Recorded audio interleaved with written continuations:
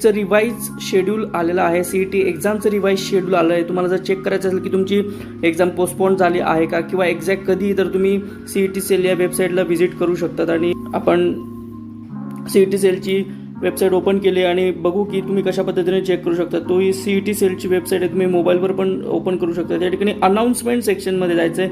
वरची जी revise schedule जर दिसतंय तुम्हाला त्या ठिकाणी क्लिक आणि एक फाईल डाउनलोड होईल.